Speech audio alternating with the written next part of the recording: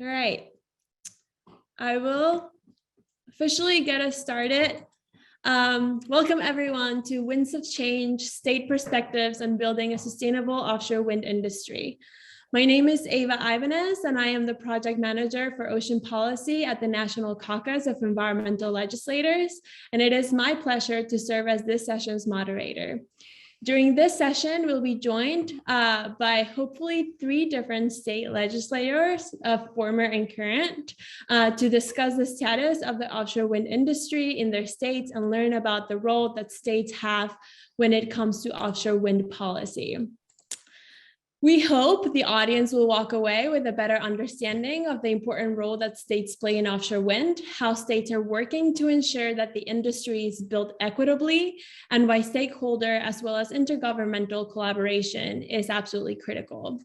So the 3 legislators that are joining us today, I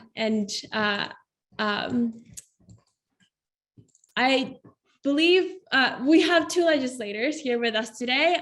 We are hoping the 3rd one can join us, but I will introduce her regardless in case she is able to join us a little later.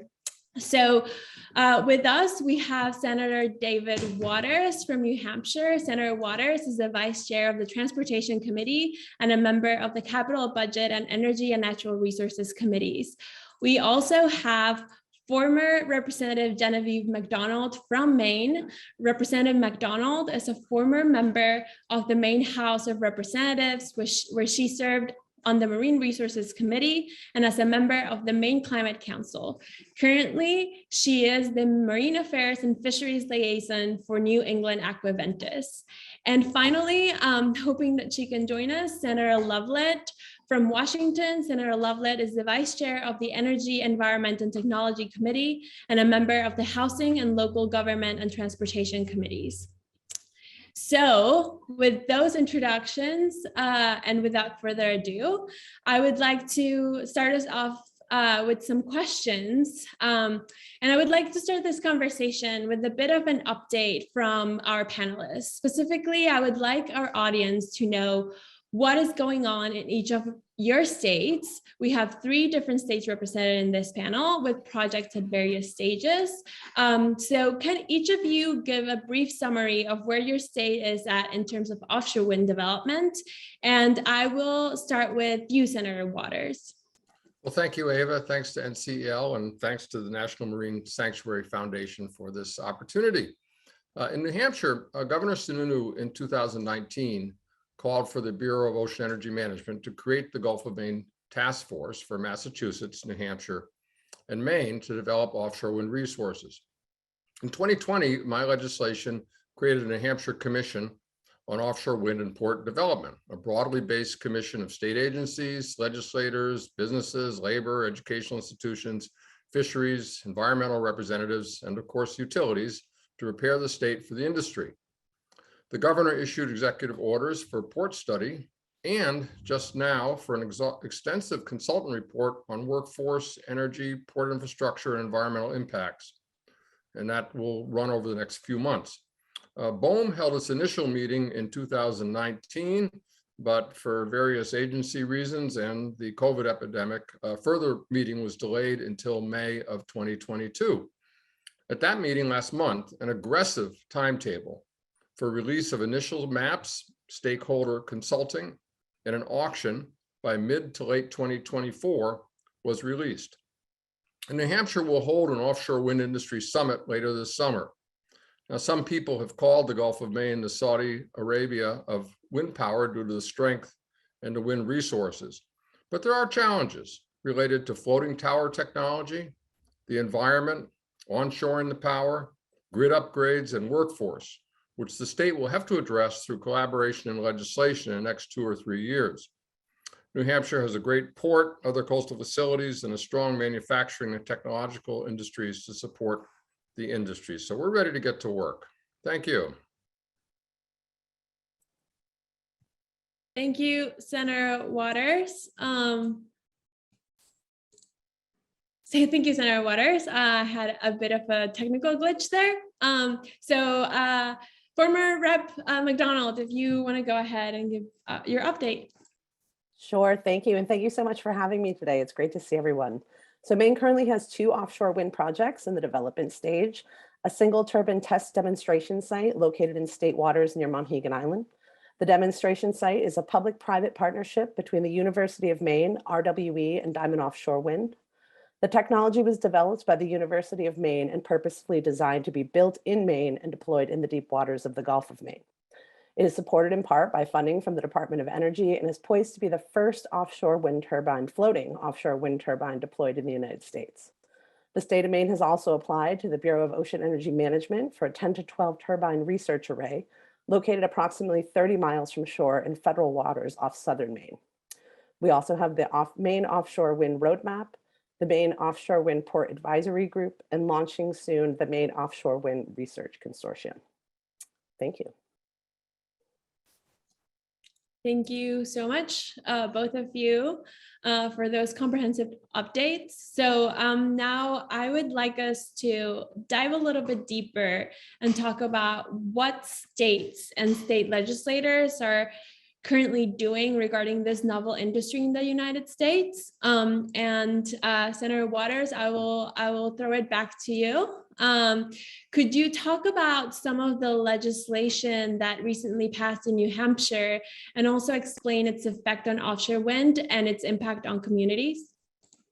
Yes, Ava. So I referenced before the creation of our Offshore Wind Commission, which I chair, and it has driven forward over the last couple of years the creation of partnerships, research, and legislation. That legislation that established the commission also established the Office of Offshore Wind Energy and the newly established Department of Energy, which was funded in this year's budget, and a director has been hired. This past year, we passed funding in the capital budget to provide substantial funding to enhance the port infrastructure in Portsmouth. Just now, my Senate Bill 268 established criteria for the state to declare consistency over federal waters to the 200-mile limit under federal regulation. This will ensure that the state's fisheries and other environmental and economic interests are protected. And given the importance of fisheries and a complex ecosystem and marine transportation corridors in the Gulf of Maine. The bill establishes a mechanism for mitigation funding and a partnership among state agencies, fisheries, and others. My Senate Bill 440, which I just heard was signed about a half an hour ago by our governor, directs the New Hampshire Department of Energy to develop criteria for the Public Utilities Commission to evaluate and approve contracts that include any power from the Gulf of Maine offshore wind development. It lists several requirements, including energy costs, workforce development, and other investments. And more importantly, it states that the Public Utilities Commission must include the positions adopted under consistency under Senate Bill 268 on consistency, fisheries, environment, and mitigation funding in the contract approval process. It is understood that the leasing process under BOEM will require extensive environmental and other reviews with public input. But we felt in New Hampshire that this legislation was needed to ensure that state policy is part of the process. Another impact on communities relates to workforce development. And there's been a series of bills, including 2 more this year that I sponsored, to strengthen our career and technical education system in partnership with the community college system of New Hampshire and the university system to expand programs in needed fields. We've also enhanced funding for apprenticeship programs in partnership with trade unions. I'm already developing legislation related to hydrogen production, transportation, and utilization for next year, as it seems highly likely that hydrogen will be a substantial part of Gulf of Maine wind energy development. Now, New Hampshire, unlike some of the other New England states, at this point in time, has not decided to create procurement mandates for offshore wind, nor to increase renewable energy or net zero mandates. But that is an ongoing discussion. It's essential that the industry development include environmental and economic justice goals. But again, New Hampshire has been reluctant to legislate in these areas. So it's my intent in both the bills I just mentioned that passed this year that agencies will consider these important matters as well. Thank you, Ava. Thank you for that insight, Senator Waters. your work and your colleagues' work has really highlighted opportunities to work on comprehensive policy within the complexity that is offshore wind. I see that Senator Liz Lovelet was able to join us. So welcome, Senator Lovelet. The audience knows who you are. I went ahead and gave them an introduction, your introduction. And so if you're ready, I would like to jump right into a question for you. Sorry. Sorry for the technical difficulties. No problem. We're so glad you were able to join us.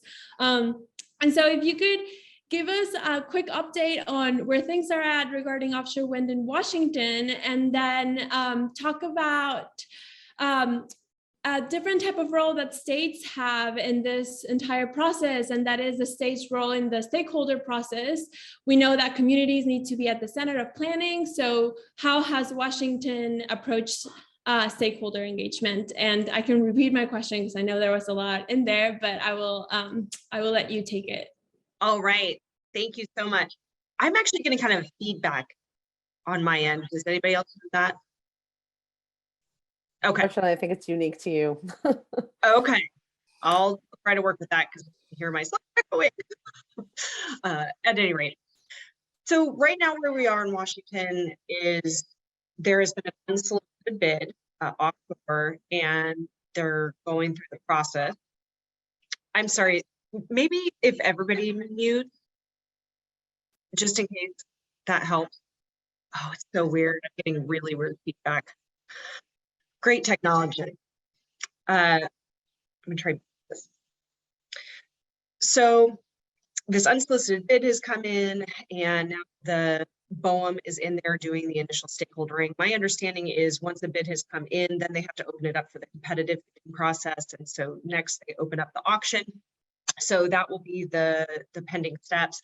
In the meantime, the Quinault Nation has come out in opposition of the project. I've recently met with the CHOW tribe as well to just start to get an understanding of the lay of the land. I have not had an opportunity to meet with the Quinault Nation yet, but that meeting is forthcoming later this month to understand what the concerns are around the project and how we can potentially move forward. Now, that said, I'm not in favor of any particular project, just to say that, you know, the state needs to have a parallel process with what BOEM offers in terms of what's required on the federal level, but that we have a more complex picture of our marine spatial planning, all of the different users that are in that space, and all of the stakeholders that's going to be necessary to get hopefully people to yes at the end of the day on just offshore wind in general.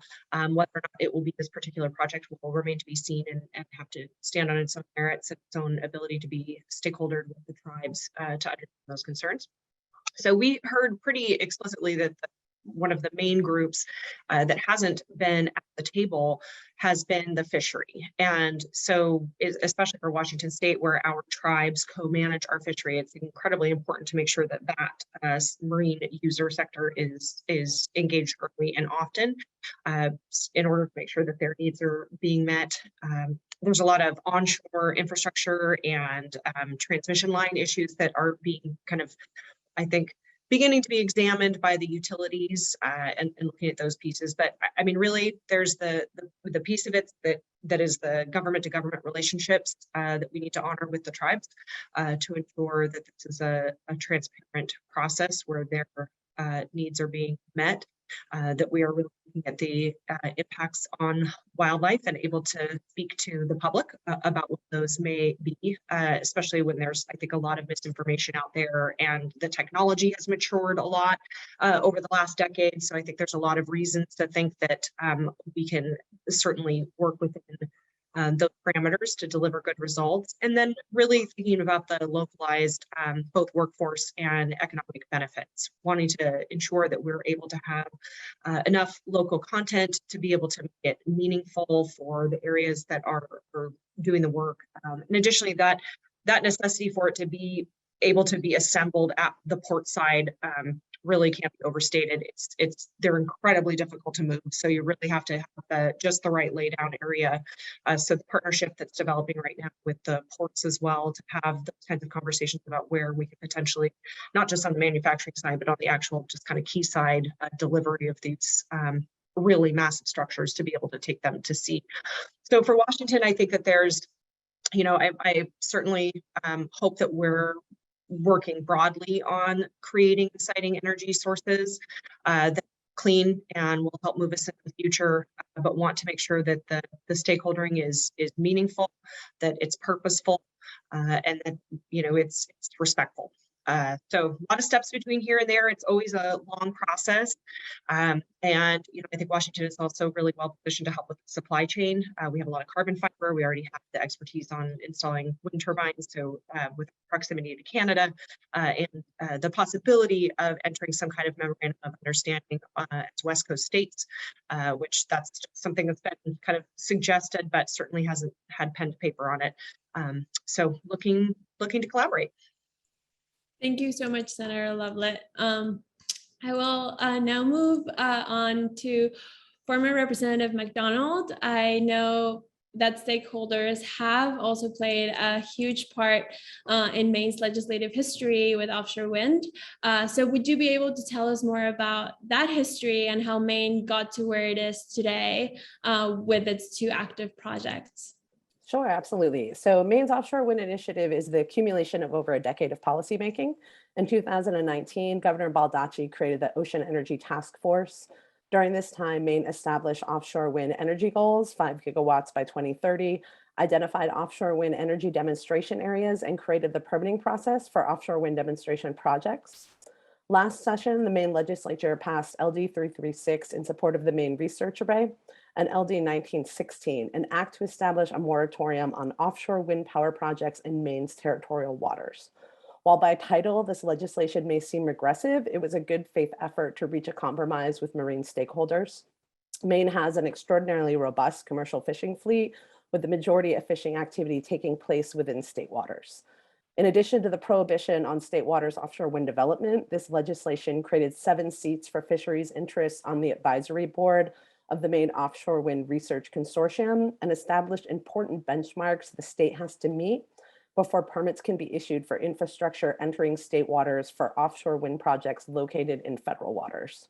These include requiring the Governor's Energy Office to complete a strategic plan to inform the development of offshore wind projects that minimizes conflict with existing maritime industries, particularly fishing, requiring the Governor's Energy Office in consultation with other state agencies to conduct a review of applicable state laws and rules to determine whether the existing offshore wind energy statutory and regulatory framework protects the state's coastal resources in a manner that avoids or minimizes adverse impacts on coastal resources and users, and requiring the Governor's Energy Office, with input from the advisory board of the Offshore Wind Research Consortium, to identify research questions the consortium seeks to answer regarding the development of offshore wind projects.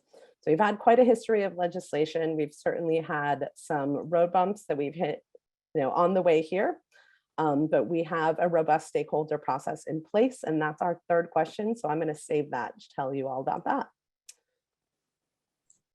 Well, thank you so much to all of you for all that information. And so now I feel like we have a better understanding of what's been going on in each of your states. And I want to move on and talk about intergovernmental collaboration.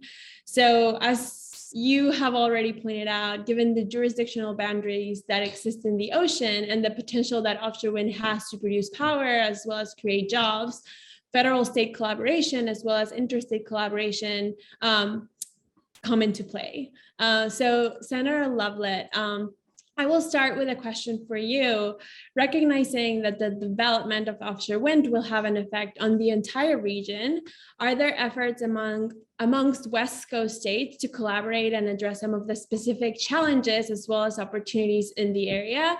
And I especially thank you for being our West Coast representative in this panel. Oh, yeah. Oh, here, I gotta mute and then I don't have feedback. Okay, but you can still hear me? Okay, great. I've just had it suggested a few times as I've been kind of doing this wool gathering. I went to the event you hosted in DC and then went to Wind Europe, and coming home to try to figure out how to apply the knowledge that I've gained. Really just trying to sort out who all the players are.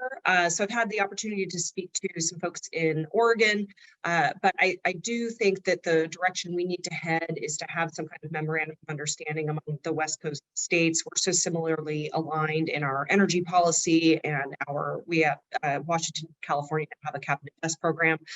So there's a lot of kind of different moving regulatory parts for Washington State that we're trying to comply with at the same time, and kind of back to supply chain issues and other things.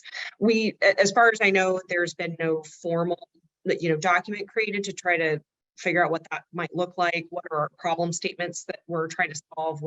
What's the shared expectations around tribal consultation and marine protections, engagement with the fisheries, and see where it can go.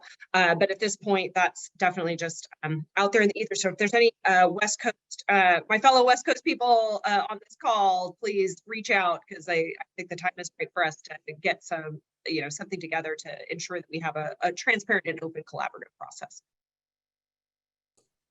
Well, thanks again for that West Coast perspective. And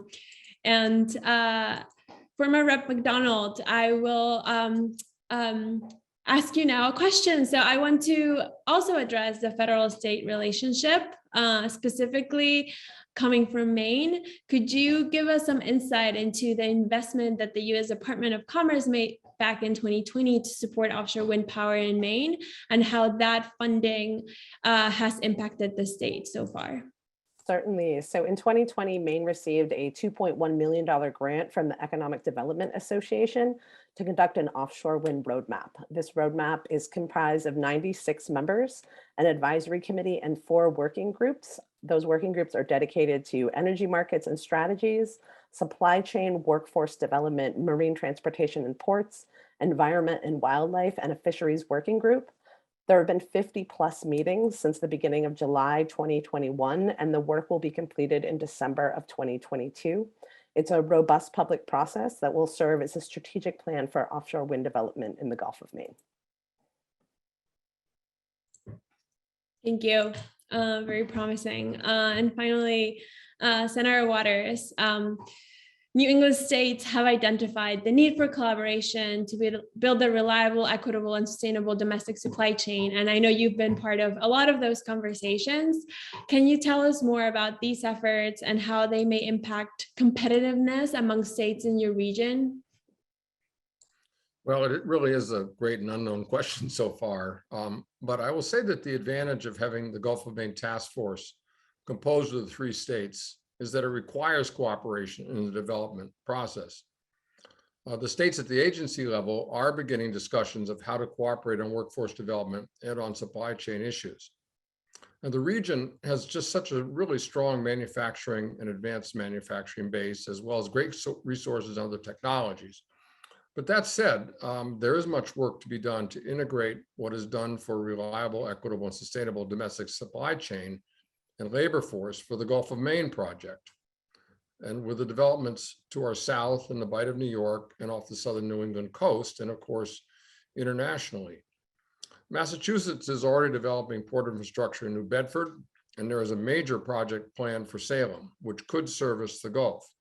And the state of Maine has submitted to BOEM its unsolicited proposal for research array using floating technology and centered on its ports. So there's potential for competitiveness, but the states can collaborate together and with the industry to see which parts of the construction supply chain and workforce needs are most appropriate for each of our states, for New Hampshire's port and manufacturers, in coordination with the other states and through the successful auction bidders that may already be developing projects elsewhere and will have their supply chains and workforce already somewhat in place.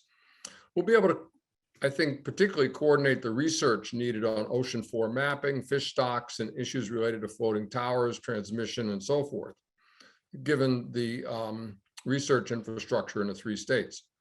I think we can also cooperate through the Atlantic States Marine Fisheries Commission, on which I serve, and New England Fisheries Management Council on many issues, particularly about migratory fish stocks.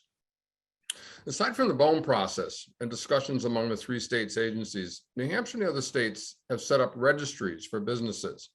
And New Hampshire Business and Industry Association, the Business Network for Offshore Wind, the excuse me, the New England Environmental Business Council and local chambers of commerce will certainly play a big role in this.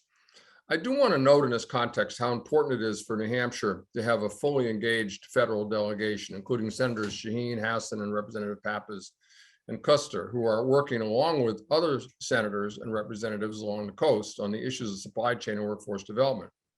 There certainly will be a need for federal leadership here, for guidance, for assurance that regulations are not burdensome, and for funding.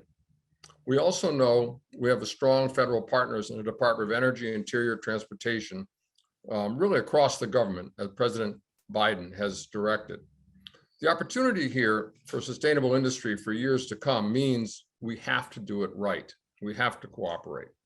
And the potential through offshore wind to meet climate goals and to create a new energy economy mean that we have to put politics aside and get this right across state boundaries. Thanks, Ava. Thank you so much, Senator Waters. And so we are actually a little bit early in our schedule, which is very surprising. So I would like to actually open it up for questions from the audience. And while we wait for a few questions from the audience, I will also give you, our panelists, the floor to just give us some final thoughts about offshore wind development, collaboration, stakeholder engagement that you might want to communicate that you haven't already. And whoever wants to jump in first is welcome to. I'll jump in. So something we've been discussing here in Maine is how we look through stakeholder engagement through the lens of equity and environmental justice as we consider this. Where are jobs created? Will jobs be taken away? There's more to this than we talk a lot about the economic benefits, but there's also a strong socioeconomic impact there, particularly as we discuss our fisheries and the impacts that offshore wind commercial scale development, the potential there to have impacts on the commercial fishing industry. So it's imperative that we continue to have robust stakeholder engagement. Our roadmap is about to wrap up. So that's a state initiated, a state-led process.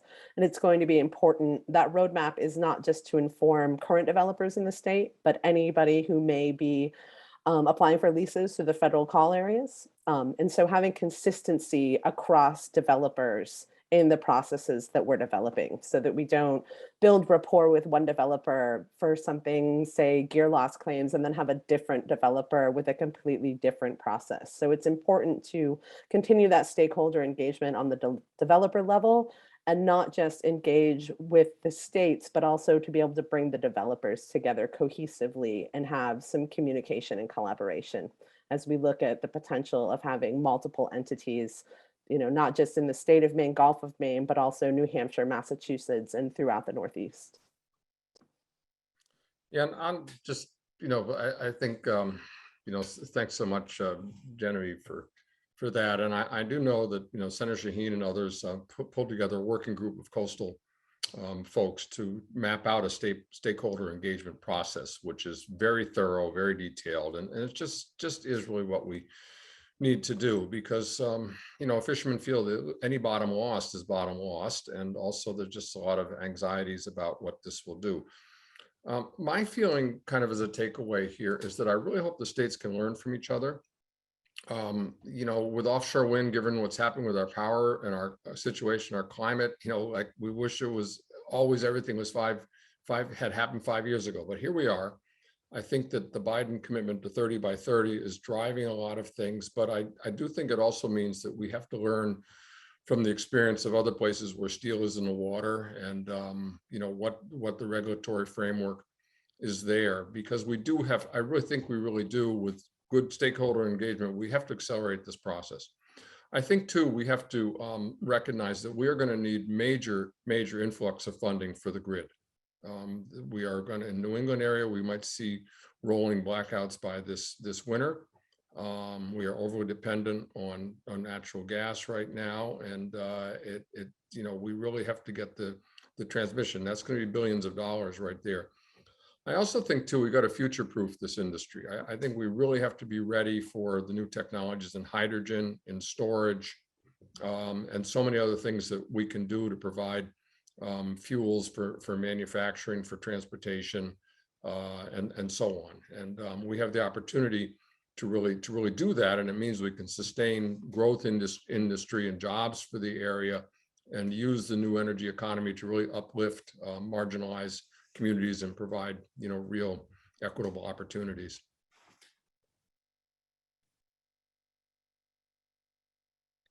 I just like, oh, hold on, I just like getting to hear how you all have created this process to make it so thorough and transparent, because we're just, kind of dipping our toes in the water, as it were, in plenty of places across the West Coast. I mean, we've got some different challenges just in that there's not much shelf, and then it drops off really fast and gets really deep. So we have a lot of different pieces like that. And I have to say, I was surprised at how much Department of Defense over water areas there were along the coast that are also unsuitable for production. So, I think there's just such a steep learning curve with it. So I'm heartened to hear very similar commentary coming out from my East Coast colleagues, just in that centering it in environmental justice, centering it in economic recovery for places that have been depressed. And again, that grid resiliency piece, because that is the transmission line piece alone is massive for Washington, just how far you have to transmit the power before you get to more populated areas. So there's just a lot of people to bring to the table and figure out what the long term, what the short, the medium, and the long term plans are. Looking to decommission as well, and what renewing the lease looks like. What are the metrics and monitoring that we want to ensure are in place? When I first got involved in offshore wind, it was like taking a sip off a fire hose. And there's still a tremendous amount to learn, and more. I learn more, every meeting, every event, every opportunity today. And it's exciting as you look towards the future too, because there's a lot of potential there.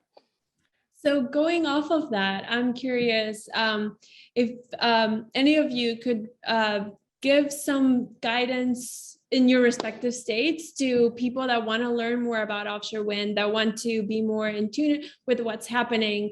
What are some resources? Where can they go to sort of keep up with the speed at which offshore wind is moving, and all the moving pieces that are just hard to keep up with? Well, I mean, I'll jump in. I mean, the Department of Energy, the federal, BOEM has all the meetings of these records and of the task force meetings, and lots of information about the process. NREL has provided really great information on new technologies. The industry, my commission has a website, NH Offshore Wind, which at least lets you know what we're doing here. And I think that it's almost like the fire hose, but I think that maybe starting with the federal sources gives you the kind of roadmap and the overview for the whole country. So on a state level, if you just go to the governor's energy office website, there's a robust website dedicated to offshore wind in Maine that will also bring you to the Maine offshore wind roadmap.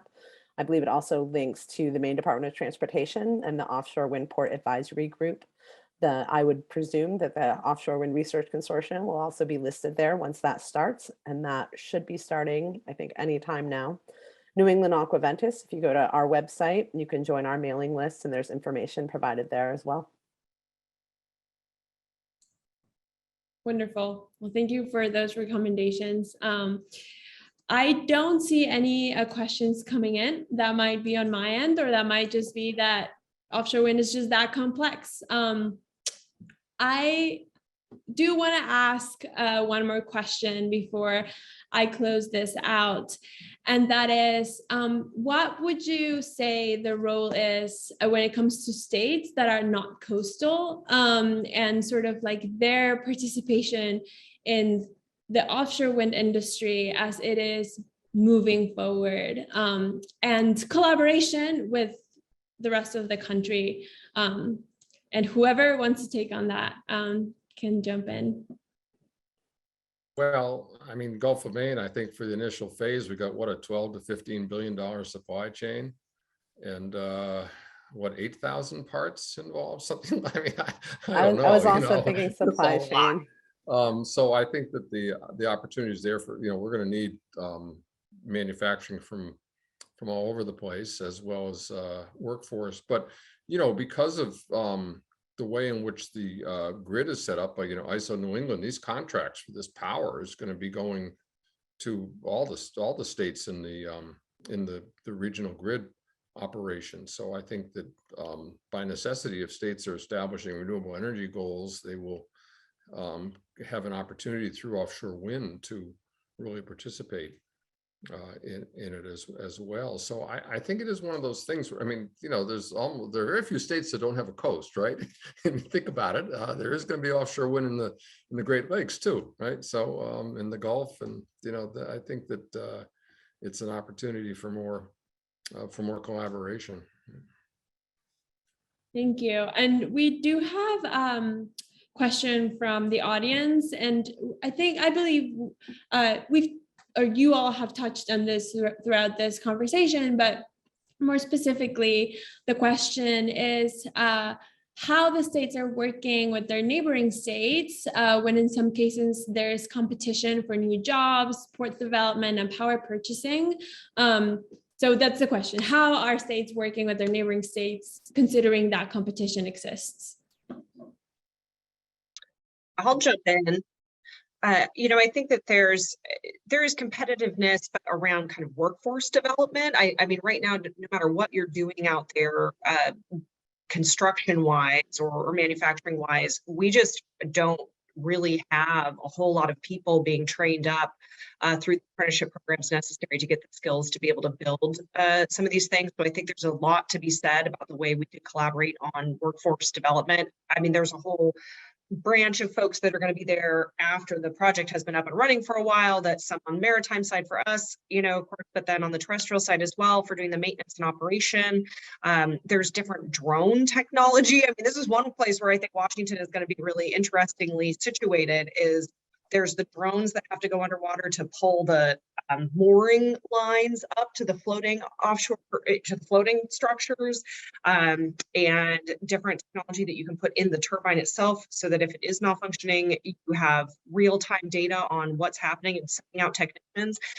So I think there's lots of ways we can complement each other. And the other thing I would say is I think every state is hopefully going through a process where they're trying to come up with least conflict siting for wind and solar. And, the more we can really create consistency in processes, I think it'll make it easier for developers to continue to create more energy opportunities in all the states, because it's definitely, we all have to be producing more clean energy. So what's the strategy that we're all doing to get there, so that we can get off of coal and natural gas and others?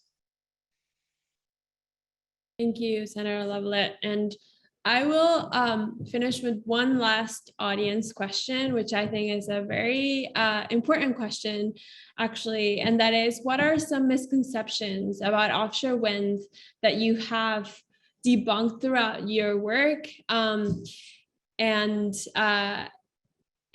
your process of learning about this issue? Well, something that I continue to hear, which I don't know that we've fully debunked it, right? There's a ton of misinformation floating around in the world.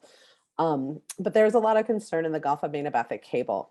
But where I live, I'm uniquely positioned that I live surrounded by islands, offshore islands that have power cables that provide power. And so we have a real example here where we can use them by comparison.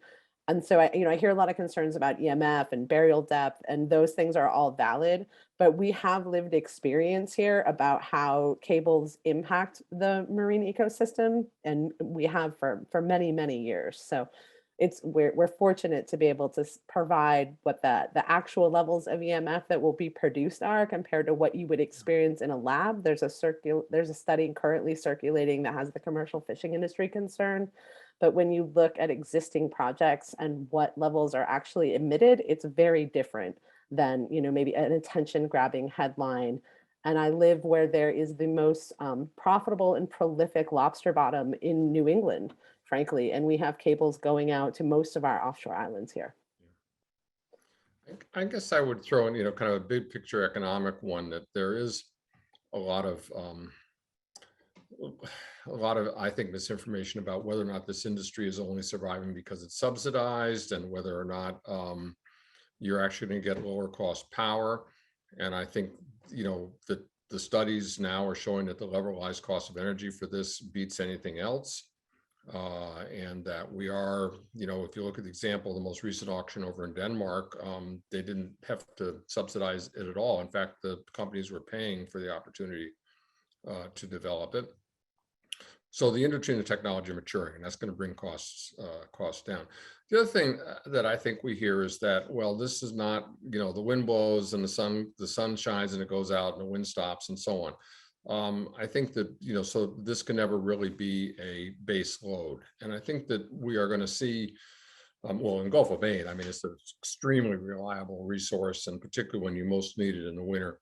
But if you combine it with solar, and then particularly storage, probably some battery, but mostly I think through hydrogen, this will really be able to replace baseload fossil fuels. And that is something that I think is very, very important argument about this. And I think that information is really important counter to some of the criticism. And I just add, there's a lot of interesting chatter out there about, wind turbines killing birds and things that we've all heard for both terrestrial and offshore. And there is some validity to some data to that effect, but not certainly to the extent it tends to get spread. So I think some of it is also just ensuring that, you've got good data to be able to discuss those kinds of things. And I think a real clear-eyed obligation to the understanding that every energy source has consequences. There's always going to be, we need to manage the waste stream. We need to make sure that we're ethically sourcing materials. We need to really think about being able to communicate to folks, when does the carbon intensity of the project pencil, so that we can discuss the benefits more accurately. So I think that there's a lot of pieces there around, well, what are we going to do when all those turbine blades are filling up the landfills? Well, let's have a plan for it and make sure that it's, that we're also working on the kind of complementary, again, not only workforce development, but the R&D on how we work on that supply chain ethics throughout. Well, thank you so much to all three. We are right at the top of the hour. So again, thank you, panelists, for making the time to join us in this conversation today. We are very grateful that you could be here to discuss this timely and important topic, and also grateful that we were able to bring this panel to Capitol Hill Ocean Week. And with that, I will close this out by wishing everyone a wonderful World Ocean Day tomorrow. Thank you. Thank you. Nice to see everyone. Bye-bye.